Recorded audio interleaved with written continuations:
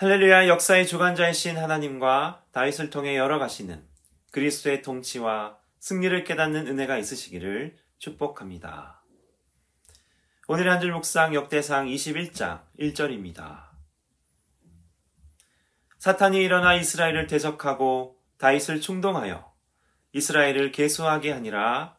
아멘. 다윗이 전쟁에서 승리하며 그의 왕권이 안정되어 감과 동시에 다윗의 하나님 향한 충성스러운 마음은 점점 빛을 잃어가는 것 같습니다. 그 중심에는 사탄이 있었고 다윗의 마음을 충동질하였습니다.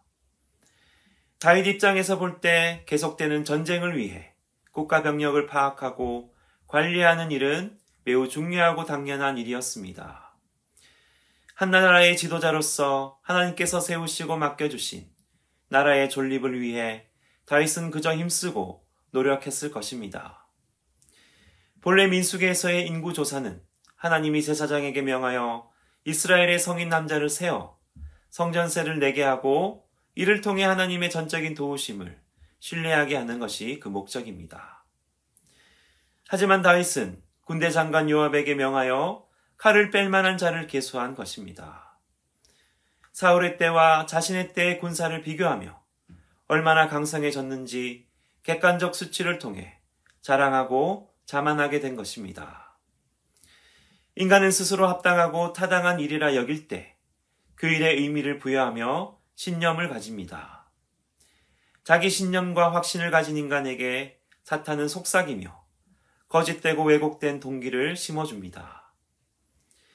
다윗은 하나님의 강성한 대국 이스라엘의 건국을 앞세워 자신 안에 내재된 욕심과 성공, 자기 자랑과 인정받고 싶은 마음과 같은 잘못된 동기로 하나님과 백성들 앞에 서 있었습니다.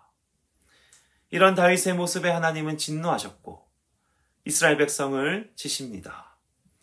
3일간의 전염병으로 7만 명이 죽게 되자 다윗은 즉시로 하나님께 엎드리며 자신의 범죄를 돌이킵니다. 불행 중 다행인 것은 다윗은 자신의 과오와 죄가 드러났을 때 핑계대지 않고 즉시로 회개하며 하나님의 용서와 은혜를 구한다는 것입니다. 이런 다윗의 삶과 태도를 하나님은 기뻐하시고 그 마음에 합한 자로 여기셨습니다. 다윗을 통해 이스라엘을 바라보시는 하나님의 마음이 신명기 7장 7절과 8절에 잘 나타납니다. 여호와께서 너희를 기뻐하시고 너희를 택하심은 너희가 다른 민족보다 수요가 많기 때문에 아니니라. 너희는 오히려 모든 민족 중에 가장 적으니라. 여호와께서 다만 너희를 사랑하심으로 말미암아 또는 너희의 조상들에게 하신 맹세를 지키려 하심으로 말미암아. 아멘. 하나님께서 이스라엘을 성민으로 삼으신 것은 그들을 사랑하시고 또한 하신 말씀을 이루시기 위해 그들을 택하셨습니다.